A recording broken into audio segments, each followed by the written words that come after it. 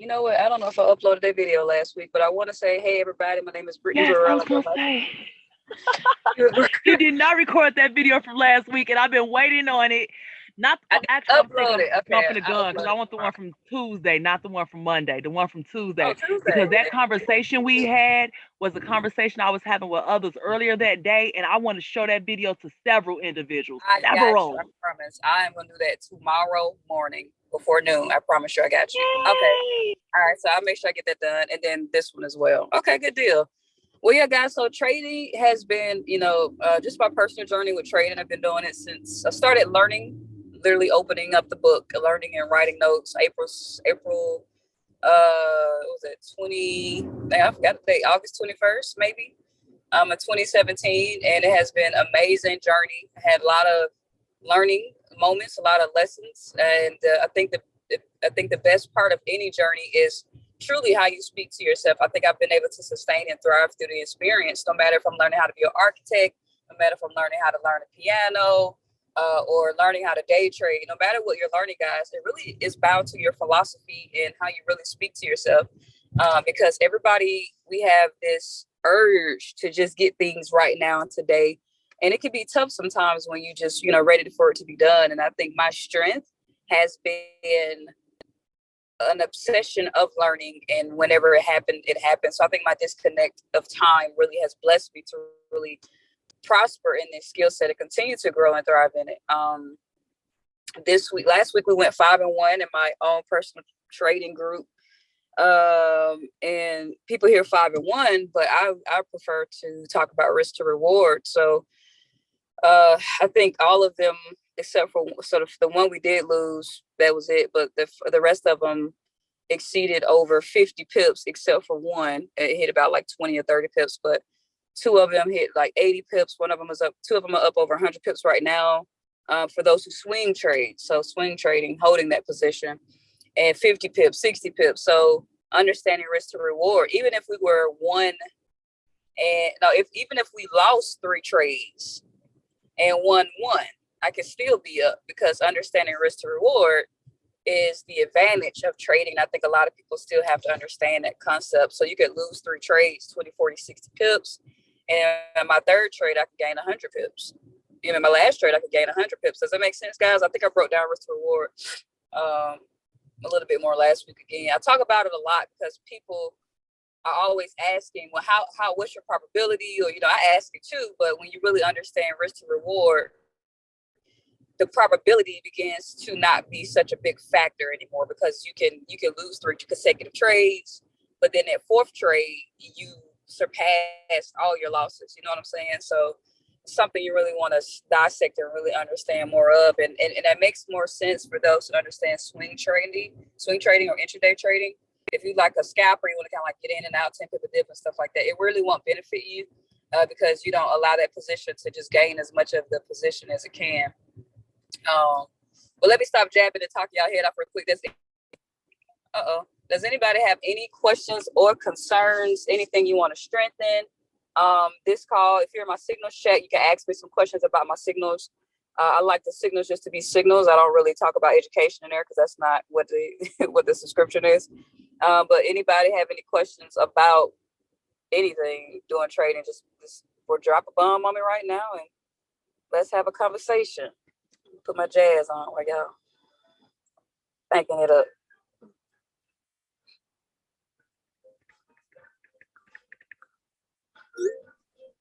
If no one have questions, can we talk about emotional intelligence? Absolutely. That's a big part of it, actually. We're going to bring that together here. Just so anybody have any questions? I'm not on the chart, but I promise you I can do my best to answer a question. Entries. Trading is so basic, so I don't really have a lot of technical topics to talk about besides breaks, retest, support, resistance, entries. You have little other things like, your news factor. A lot of people ask what time of day to trade.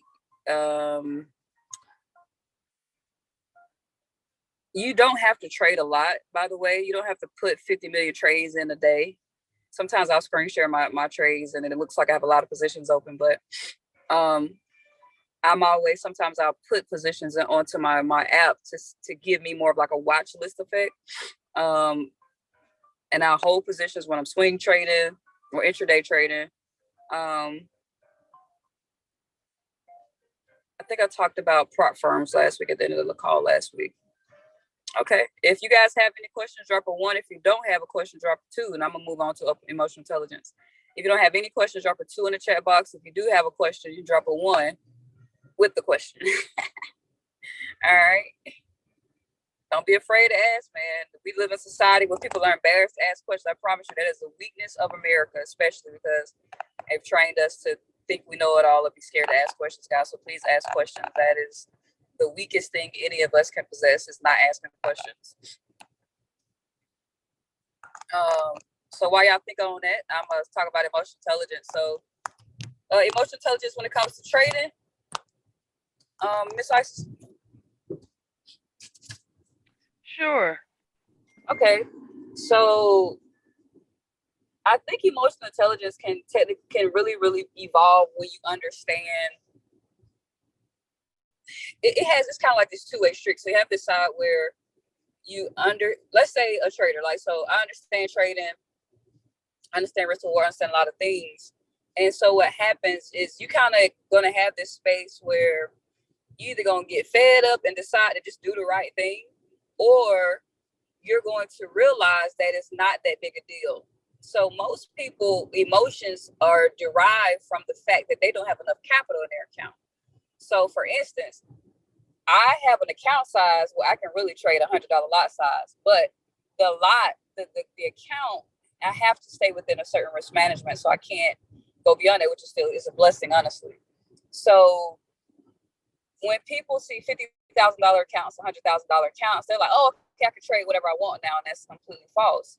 My goal is to have a 7-figure trade account by the end of this year. And so even then, I'm only going to be trading I'm only going to be trading 1% lots. I mean, my position size is only going to be 1% of the entire balance. And it'll always be that way, either 1% between 1.25%, 0.25 to 1%.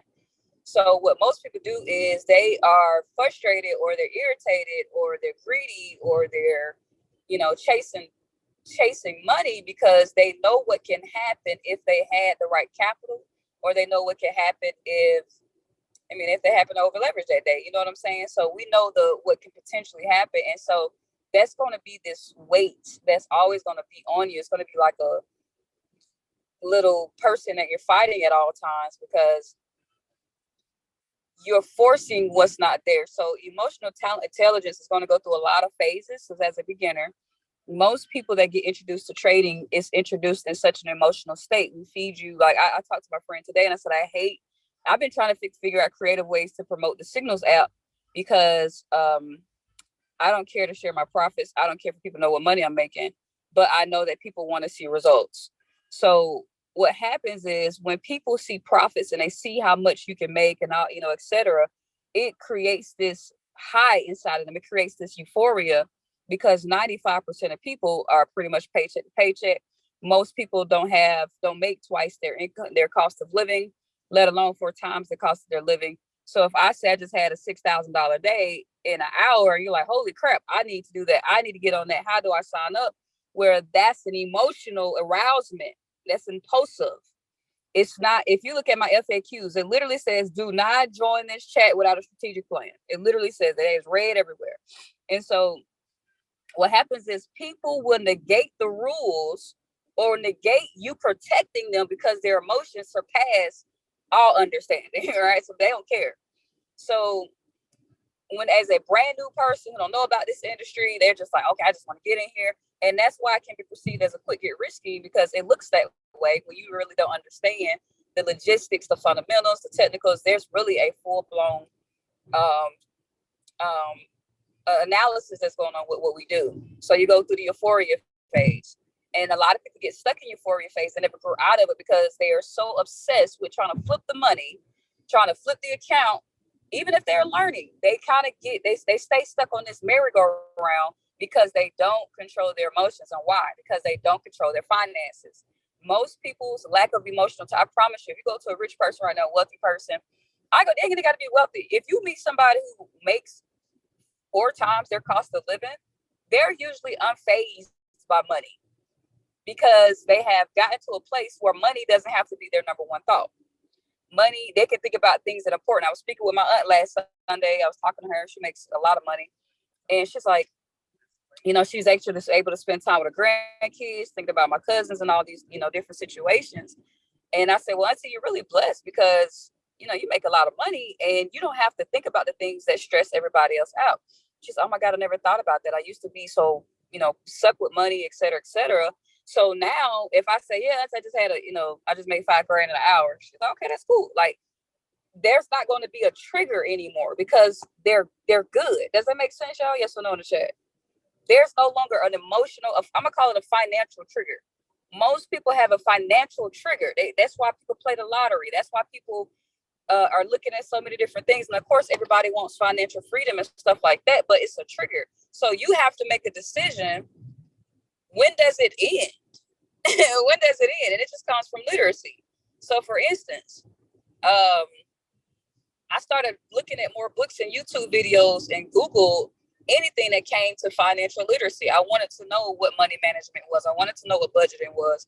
I wanted to know these basic principles that would completely change the game. I mean, you can go buy The Science of Getting Rich. You can go buy so many books for under $20, and they will change your entire trajectory of your life. So euphoria phase comes for what I feel like is people dealing with a financial trigger, and they're desperate for money and they need the money, or they know how quickly it can be flipped.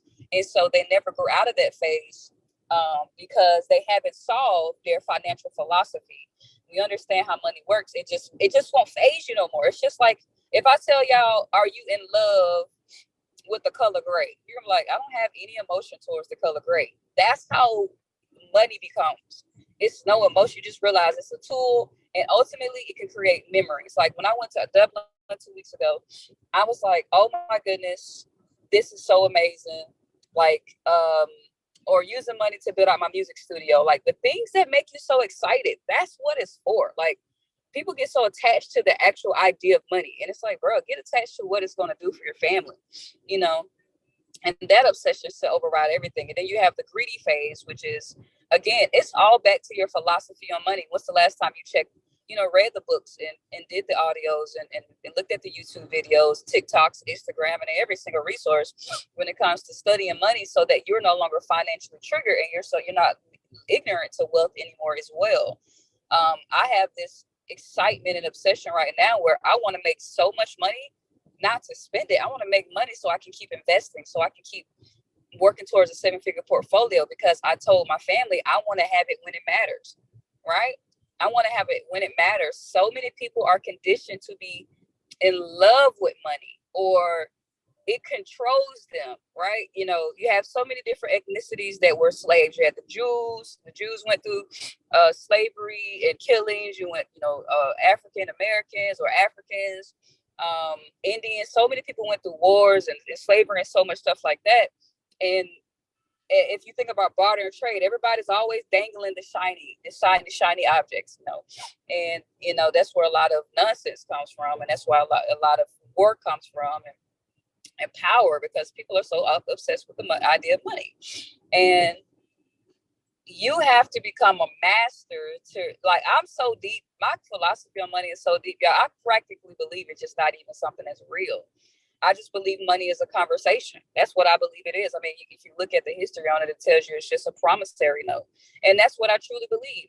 It's just a conversation that, hey, you're either going to understand how to work it, to use it to have more freedom and time. Like, it gives you more time. Like, guys, I legit, when I decided to stop doing network marketing, like full-time building a business, and I stopped doing all of that, I had so much time, it threw me off. I was like, bro, it's too quiet. It's too much silence. Like, I'm sitting at home 24/7. Sending the signal is like 5 minutes of my day. I don't take the time to send a signal. And I'm sitting there like, I need something to do. Like this, I'm about to go crazy, right? And so that's when I got more involved in my music classes. So that helped me out a lot. But I really had got what I asked for, which is more time. I have the time freedom. And I had to make sure I didn't lose that moment, because I worked hard to understand this skill set, to get to that moment. But I got so far away from the idea of it because I got so obsessed with other things that I lost that moment. You know what I'm saying? What was I doing all this for? You know, so I'm back in that moment, which is doing music full time and spending more time with my family. And make sure you guys never lose that idea. Don't get so distracted just doing things and following so many opportunities that you lose your focus on your ideal lifestyle, So it can happen. It can create that life. But anyway, you got euphoria, you got greed, you got fear of missing out. All of that is just emotional attachment to money. I mean, that's really what I believe. Because let me ask y'all something. Let me put it to y'all this way. I can give y'all a prime example. People that I have personally mentored that I know got a bank, it happens two ways. They get euphoria too, but it's not to where they're so obsessed. It's like their number one thought. They're just like, oh my God, I can't believe I can make money this way. It's like a quick high, you know what I'm saying? But they got a bag and they're okay. But when they see that they can make what they would make in 2 weeks in 1 hour or in a day, it can still make you hit some type of way. So it's not to say every person that has euphoria is dealing with an emotional attachment to money. No.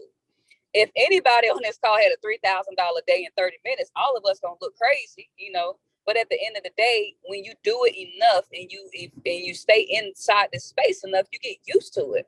And then at this point, you're like, okay, that's just what we do. Like when I encounter new people, man, I just made $500 or I just made 15 grand in a day. Okay, that's normal in our world. That's a very normal conversation. Like, okay, that's cool. That's what's up, So it just depends on who you want to become. So you got to decide who do you want to become. So become more educated on money, become more educated on budgeting, become more educated on building your investment portfolio and building your wealth portfolio for your family. And so if I sign up, if you guys, there are what we call trading proprietary firms that will give you capital, 50 grand, 100K to start trading with. And people will be like, oh God, I got $100,000 now. I can start making the money that I want to make. And that's no. What's the trading plan? What's the logistics? What time of day do you scan the markets? What are you willing to grow your account by? Are you looking for 2% growth? Are you looking for 5% growth, right? What's your risk management? Those rules still apply no matter how big your account size is. So you got to stop looking forward to a bigger account balance if you don't have the right trading principles in place and the right trading mindset in place. So many people can have success in trading if they would emotionally detach themselves away from money and they would just stick to their trading plan. I'm not doing nothing special. Yes, I can really trade. I can trade really well, but that doesn't mean anything. Like that doesn't mean anything at all. Like if somebody you can have two people taking the same trades, guys. Like we went 5-1 last week. Somebody could take those same trades. Somebody could have blew their account last week. Somebody else could have grew their account. Y'all understand what I'm saying? It ain't got nothing to do with winning probability. It ain't got nothing to do with risk to reward. It has everything to do. It don't have anything to do with risk to reward. It has everything to do with risk management. All right. Understanding your risk management. Those are just pluses, right? But you can go 100%. Guys, I can send out 5 trades this week and go 100%. And somebody will blow their account. Because it has nothing to do with the winning ratio. It has everything to do with why in the world are you trying to over leverage your account? Well, maybe you need a bill to be paid. Maybe you want this to be your gold mine. Maybe you want this to be your big payout. Don't work that way. Get more capital or sign up with a trading proprietary firm or use your credit line or pull out from your 401k. But even if you have this big major deposit, that does not mean you're going to have this $10,000 day. Like, and even if you have a $10,000 day, what is that in comparison to your cost of living every single month? What is that in comparison to your debt to income ratio? Like how much debt do you have? You have a $10,000 day, but you got $40,000 worth of debt. You got a house. If you don't have the deed to your house, if you don't have the title to your car, you're in debt. Like it doesn't matter. So we get so excited about these quick little lump sums of money. That's not no money, y'all. All right. Oh, I just had $1,000. That's not money. $10,000 a month is not money either. Like that's not money in comparison to, unless you're debt free. Oh yeah, you're living it up. But if you got student loan debt, car notes, house notes, mortgages, and you calculate your total debt versus your income ratio, no, we got work to do. You need to stack. You need to invest. You need to stack to invest. Like when I'm making money, guys, I don't make the money to spend it. Like I don't like my family. We're going out of town this weekend, and I said, listen, I'm about to exceed my budget. I told them I don't want to travel because I'm about to exceed my budget, and it was like probably so irritated because I'm like, That is why I am better financially, because I will pay the price and I'll travel in 2 weeks. You know what I'm saying? Like you got to be smart about your money, so you're not crossing your fingers every single week and hoping things just work out. Right. And so I'm like, I'm sitting still and I make sure my bag is, stays where it's supposed to be. So, those are different things that we have to go through. So your trading philosophy always comes back around to your personal philosophy and your personal lifestyle when it comes to money, right? What is your budgeting skills? Like, it's all a reflection of what you do at home. What are your budgeting skills? Are you on top of that? Because if you're disciplined at home, you'll be disciplined in your trading plan, right? And so, but if you can learn how to be emotionally detach yourself away from the idea of money, but what it can do, man, it really, really change your life. People chase and trade. You got chase and trade, euphoria, greed, fear of missing out. Fear of missing out, right? Somebody probably got, oh man, that trade went 100 pips. Okay, well, we're gonna look for another trade every weekday. It's not a big deal. It's gonna be another opportunity. So it's just a lot of mindset. And people don't pick up the books. They don't read. They don't study themselves and develop themselves to see what we need to work on to become better people, let alone better traders, guys. So anybody, I believe everybody on the planet could trade, right? You take signals, so you can just learn the skill for yourself. But trading is not where it ends. It's all back to you growing as a person. That's really where it goes. Like, I used to have people do this 21 days of growth regimen where they would grow their, like in my growth plan, I would do a 21 days of growth where a student would have to focus on personal development within their trading learning, within learning how to trade, because they think it's about technical analysis. They think it's about knowing the news, and that's never what it was. It was, for me, did you read that book? Did you read that 10 page a day? Did you study that audio? Because the more you get in tune with who you are, the more you can make those proper adjustments. But if you feel like you're trying to chase everything on the external plane to fix what's going on within, it'll never happen for you. People chase money because they want their life to fix instead of fixing themselves, and the money would just flow, or what word am I looking for? Effortlessly, right? Seamlessly. So, people hit the lottery. Oh, I'm a millionaire now. No, you're not. That money's going to be blown in 7 months. Focus on building you. And people hear us say it 50 million times, but they still don't do it, right? Keep reading the books, keep studying the audios. Don't just focus on personal and spiritual development. I was talking to my mom yesterday. I'm like, man, I study the word a lot, and I study so many things a lot. And I'm like, man, hearing these sermons is kind of being really boring to me, because ain't nobody talking about that. They talking about, it's like economic sermons. And she said, what's going to happen is you're going to want somebody that's really grown, can help you grow. And I was like, yeah, that's what I need. And I was like, what frustrates me about a lot of different ministries is that there's no personal development. There's no spiritual development. There's no financial and economical classes for people. You want to put aside 10% for people to tithe, but you haven't taught them how to budget. You know what I'm saying? So I was like, if I had a ministry, well, generational wealth is technically my ministry. That's what I see it as. Yeah, we're going to talk about budgeting. We're going to talk about these things. So that putting aside 10% is easy for you. It shouldn't be a strain. It shouldn't feel like, we try to put, oh God, please bless me with this car, but you didn't take the time to contact the person to help you build your credit so you can have an amazing credit score, to have approval for the loan. Some things are just common sense. You know what I'm saying? So it's really just, but that common sense came back to a person focusing on growing themselves and growing those principles, right? So now you're not trying to fix and trying to make things happen and make you feel like it's just this desperate situation going on, when all you had to do was just be prepared, right? So how can you be prepared to be the best trader in the world? Guys, you be the best version of yourself. You be the best version. That's the best way I could put it. You focus on being the best version of yourself. If you're coming into a financial realm, are you emotionally healthy? That's my first question. Are you financially healthy, and are you spiritually healthy? Because those three major players play a role. Spiritual, mental, emotional, and mental. Because you could be you could be a great trader, but then you have a horrible marriage, right? That's gonna mess up your trading account, because you're coming to the account with a I don't care attitude, or maybe you're just angry type of attitude. So whatever type of things may happen in the market, you're going to be pissed off. Or, I mean, whatever happens in the market, you may be like, whatever. You might just throw it under the rug. You know, does that make sense, guys? Like, something that's really important, you can't emotionally attach yourself to it at this moment because you got something else that's occupying your mental space. Does that make sense, guys? That's why trading is tricky, because it's the one thing that doesn't require you no labor. It is very, very tricky. I used to work as a surgical tech. That was labor, right? Some people do admin. You got to show up to work. You got to answer phone calls and all that stuff. That's labor. Like this, it ain't got nothing to do with a single soul. Guys, I can literally sit on any planet, any continent, and send a trade and never speak to a single human being. I can be completely in a cave and never talk to a single human being and trade, right? I can sit on a boat in the middle of the Atlantic Ocean and never speak to another human being and just trade, because it has nothing to do with direct human contact.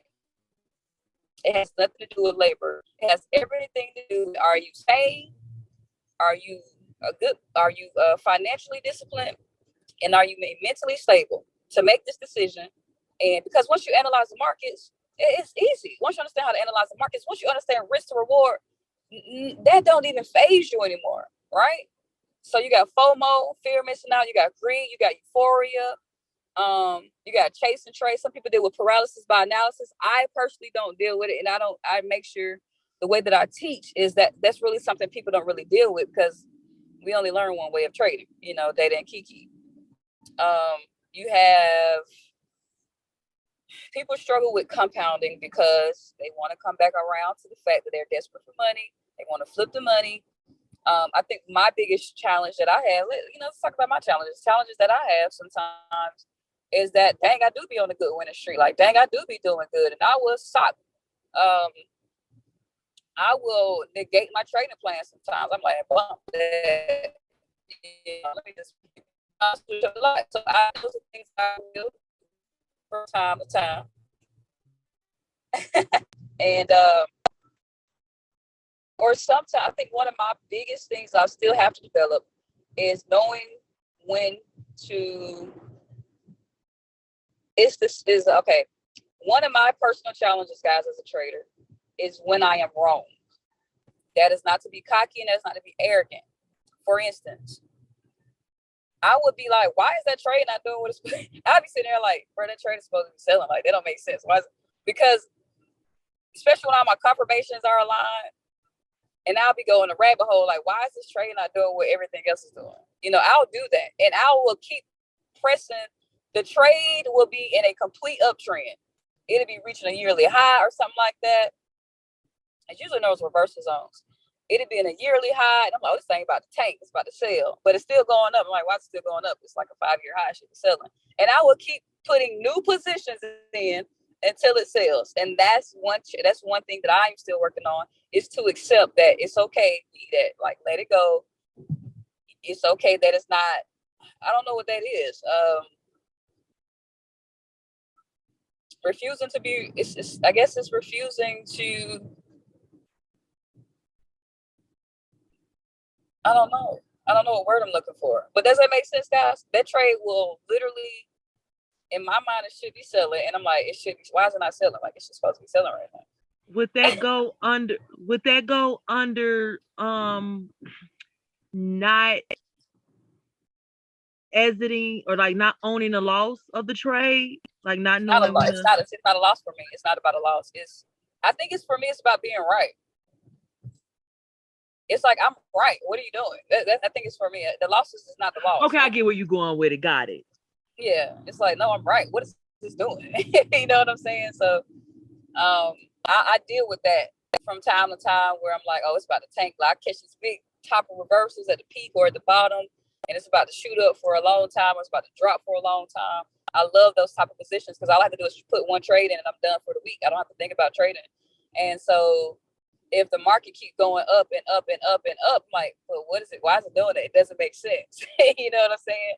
And So I guess those are the moments where history is changing. I guess you could say where, okay, well, it sold for 5 years, then it bought for 5 years, and maybe this is a new 5 year turn. You know what I'm saying? So for me, I have to be submissive to be like, B, it's all right, bro. It's not gonna sell right now. And I will literally refuse to be wrong.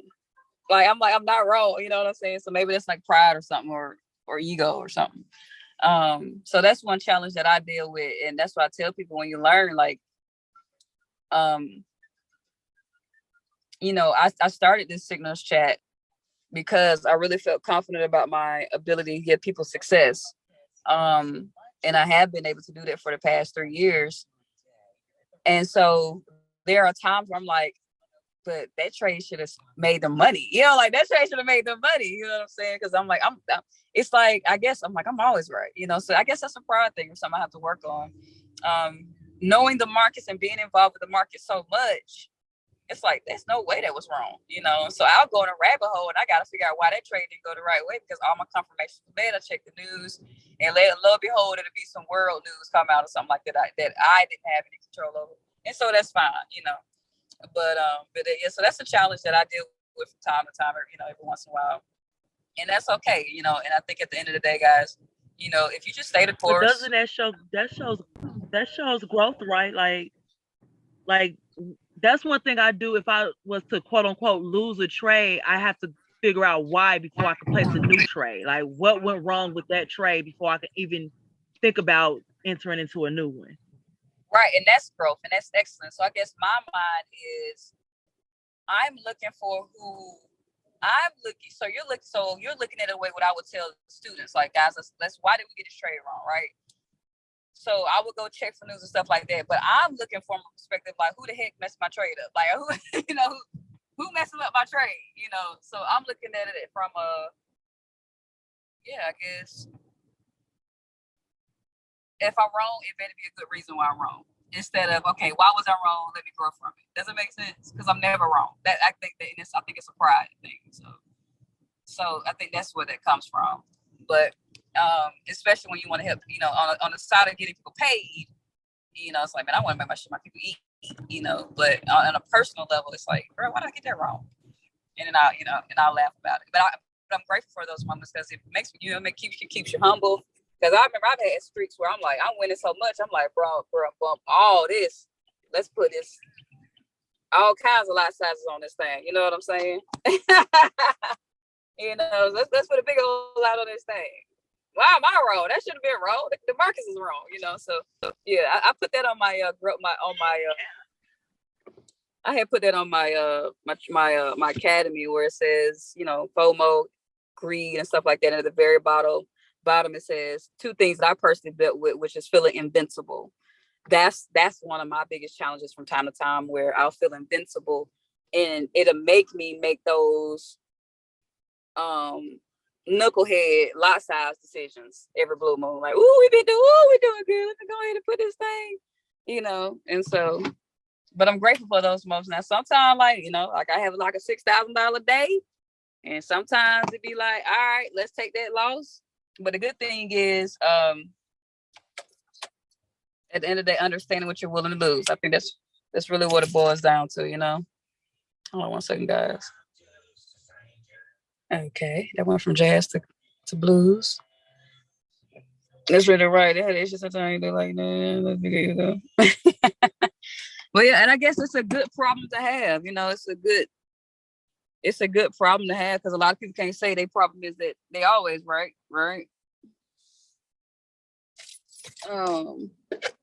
For instance, when I started my signal chat, guys, I was looking at the markets like, why are we not winning? I only lost 3 trades in January, and I'm like, I had so many losses in the first 2 weeks of February, and I was like, I have never lost as much in 4 years of trading, and it was just throwing me off. And I'm just like, but I'm grateful because I knew it was the war, stuff like that. But I'm like, dang, is the war really tearing the markets up like this? You know? And so once things settled out, guess what? Came back. I knew it was going to work itself out, but I was like, this is a very humbling moment. I've never lost this much. And I'm paying people. I got people paying for a subscription where it's like, they should be making money. I'm like, these markets is whipping my tail right now. So, and I thank God for that moment, because it showed me, that was my first time experiencing a war during day trading. That was my first time experiencing the markets completely going against my confirmations. That was the first time I experienced, it was like the irony in it. It was like, dang, I just decided to launch this and you want to do this in the middle of this lunch. You know what I'm saying? The markets want to act crazy in the middle of this lunch. And so, but me understanding my experience, right. Me understanding my experience over the last 4 years, I'm like, bro, I got enough history to prove, I agree with you, Isis. I have enough history to prove like this is not right. This is not regular, you know? So I just stayed true to it. I'm like, man, it's gotta fix itself out. It's gotta work out. Because I think for me, I stayed the course because I had so much news that was keep showing up or things that were being announced that kept telling me why the trade. So it was evidence that would change the trade versus me just not doing what I was supposed to be doing. You know what I'm saying? So there were real things that were happening in the world that I had no control over. And I was just like, oh my God, like it's got to get better. You know what I'm saying? Because I was so excited about it. I'm like, man, I've been sending trades since 2019. But nobody could really, not only certain types of groups of people could have access depending on what type of opportunity I was involved in. So now I was like, yay, we're free. Everybody can get involved. And it's like, dang, the war is tearing us up right now, you know? But, yeah, man. So that was there's a big learning curve for me. And that's why I tell people, as you guys are learning how to trade, the markets can do what they want to do and change at any good. I have never, ever experienced that amount of volatility or wrongness ever. So that completely humbled me down, you know. Where is my wallet? Interesting. So you know, those are things that happen. But emotional intelligence, man, I think it's just something you just learn to adapt over time. It's just like grieving. You know, the loss of a loved one is something you adapt to over time. And as new thing, like for me, I had to stay the course during my challenge of trading that month of February. Because I was like, man, this is crazy. But you stay the course, and your experience is your greatest teacher. And everything. That's why I tell people we can teach you the basics, but we can't teach you. Nobody could ever taught me those 2 weeks in February. Nobody could say, hey, B, this is what happens during a war, because it has, even though it's the Russian and Ukrainian war, whatever major supplies that they have, or their big, what is it called? Whatever their exports and imports that they deal with could affect another country's currency, because they could cut off something, or we could cut off something. You know what I'm saying? So even though it was their war, it still would affect the world as a whole, depending on imports and exports and stuff like that. So it's so many plays, man. Like, you just got to give yourself enough time, guys. But once you get over the hump, I think your first lesson would be understand what your technique is. Like, understand what your technique is. And once you get that down pat,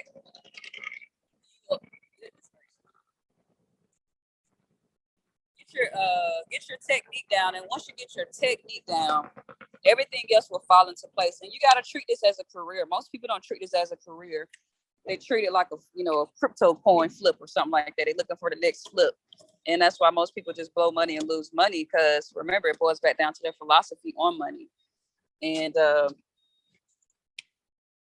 they stay in that loophole. You know, some people, I tell them they can't even, like, don't even join the program. Like, just work or get active income. Because if your emotions is just too crazy, because I don't know. And the thing is, how long does it take for you to have an emotional intelligence training? I believe emotional intelligence training is a lifetime training.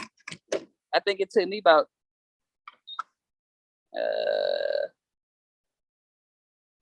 I'm gonna get out of the emotional high part. Maybe 2 years. When I start understanding risk management and risk to reward, it really changed a lot for me. So I think it's just a lifelong process. I mean, you don't give it months and times and weeks. You cherish every single experience, and you make make sure you have active income coming in so that you can make wise decisions. So for instance, I'll tell people, please don't quit your job just because you had a $10,000 day. Don't quit your job just because you made some little money trading. Maintain a cost of living until you have 6 months of your lifestyle saved up, until you have a big portfolio. Like, you can't make that transition out of trading until, like, trading is not my only income as well. I have, I probably have like 4 or 5 other streams of income. You want to receive? No. Because my trading income, ultimately, it helps me my lifestyle, but I use it for investing because I understand where true wealth resides. True wealth doesn't reside in trading. True wealth resides where you can get your passive income paying you. So let's say you have week 1 you had a $3,000 week. Week 2 you had a $10,000 week. Week 3 you had a $2,000 week. Week 4 you had a $15,000 week. They fluctuates, right? You can't make a lifestyle off of those numbers. And then of course, as you begin to scale, you can start having like $20,000 days, right? But at the end of the day, you still want to make sure you can have a $20,000 day on the 16th. You might get a little lazy in your trading. You may cut back in your trading. Like, you can't make a lifestyle or something so volatile until you can afford your cost of living. You're making 4 times your cost of living. And you have some type of savings up, right? So the only time I tell people they can make that transition into day trading full time, if you don't have any other sources of income, you need to have 6 to 12 months. You need to have 12 months of your lifestyle saved up, and you need to make sure you can consistently make at least twice your income per month. If you can't do that, don't be thinking about leaving your job. If your cost of living, like my cost of living is $3,500 a month. So if I'm not making $7,000 a month minimum, and I ain't got no savings, I don't even think about no going out here living this free life, right? So that's what I tell people. But ultimately, you want to take that income. My signal may go out because I'm in my mom's neighborhood, but you want to be able to say, okay, let me take that $2,000 a week or $3,000 a week, et cetera, and let me start putting it into staking my cryptos or putting it into stocks, which pay out dividends. So now it's people paying you just because you have ownership. So for instance, if I have, I got some, like my Celsius app, they'll pay me extra money because it's like certain stocks. They'll say, hey, you got some Coca-Cola stock. We're going to pay you out X amount of money every single year because you own some Coca-Cola stock. So you want to get into things like that where it's like, you don't have, now that's the next level where I ain't even got to trade, but I'm still getting paid. That's way next level type of wealth. And that's what you want to do. You want to just start, like, I used to tell people to get a second job and stick all that money into investment portfolios, because one thing I can say is, like, my biggest investment year last year was like a PPP loan last year. And I was, oh my God, I'm so proud of myself because I took a lot of my income and I invested it. And when I looked up at, the peak of my portfolio, it was almost like, 5 figures. It's like high 5 figures. I'm like, dang. So that made me feel different. That was another thing. I was like, this is, even if I was having amazing trading days, I was like, dang, this is so dope, where I'm like, it don't matter if I don't trade for a month. I got all this money sitting in this investment account, but you don't want to touch the money in the investment account because now you're pulling out of it. You know what I'm saying? So when you really understand how money works, I tell people this, as a day trader, don't limit yourself to trading, guys. Become educated on money, become educated on budgeting, become educated in just this financial realm. You got to be no CPA or financial advisor, but know the basics. Like, I don't even want to call it the basics. The basics are really the majors. All right. Know the basics of budgeting. Know the basics of allocating your income to different investment portfolios. Know the basics of having 6 to 12 months of your savings. Know the basics of always, leveraging passive income.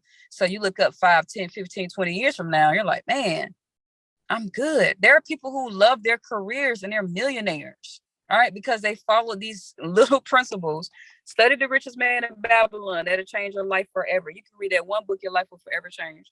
The Richest Man in Babylon. You understand that right there, you'll always have a free life, right? But get your personal finances right. Understand budgeting. Understand how you think when it comes to your money. And if you can see if you can identify how you think today, let's just see what adjustments that need to be made. So when you're trading, whether you're compounding or whether you have a trading proprietary firm account, or whether you just got your own trading account with your own capital in it, you'll be understand that it just doesn't end here. That's really what it boils down to. It doesn't end here. Because let me tell y'all something. With trading is technically still active income. Like if I don't place a trade, I don't get paid, right? So, but there's something way better than trading, which is called passive income. I don't really want to have to trade. You know, I love sending signals. I love helping people get paid, but I want us to go to the next level where we're taking these profits. And now I can show everybody how to allocate this stuff to passive income. So now if I happen to, you know, one thing about active income, guys, which is where we have to show up to get paid. One thing about active income is when we're not active no more, the money stops, right? I could be like, all right, I'm tired of sending signals, I'm shutting the app down. That stops, right? But because I was allocating all my money to my crypto staking portfolio, my dividends, my real estate, because I kept putting it in places that would pay me if I was in a coma for 30 days, 6 months, or 12 years. That money would still come in if I never lifted a finger, if I never used my mind. That's true wealth. True wealth is when you no longer have to think about it. Whew. I have to make that a post. I have to go Facebook Live on now. True wealth is when my mind is no longer involved. That's next level wealth. Y'all feel me? Y'all with me? Because we can be gone at any given moment, but my family will still receive that income coming from their crypto portfolio, from the dividends. That money will still be coming in. Don't matter if I exist or not. That's next level of wealth. So don't limit yourselves at day trading, guys. Just use it as a vehicle to finance your dreams, to finance your investment portfolios and stuff like that. And of course, you can start having that type of freedom. You can use it for a certain level of lifestyle. But understand this money can end at any given moment. Y'all seen how the markets whooped my butt in February. So the money can always fluctuate. But if you take that money and you start putting it in places right now, if you prepare, like I said, my goal for becoming wealthy is because I want to have the money when it matters. When there's a family emergency, when whatever happens, it doesn't have to be an emergency. Maybe my brother or my sister want to start a business. I have the capital because I've always prepared for this moment. And so that's how you guys want to move. All right. I love y'all. I appreciate y'all for tuning in. Let's build wealth. I'm gonna have to make a hashtag called mindless wealth. Mindless wealth. Y'all go to Instagram and tag me mindless wealth. That's gonna be our new movement. We're gonna make that thing happen, guys. But I appreciate you guys for chiming in tonight, and I apologize I couldn't be on the charts. And but we're gonna make that thing happen next week. Y'all have a blessed night, and let's get this mindless wealth. Peace and blessings. Thanks, B. Yes, ma'am. Thank you, guys.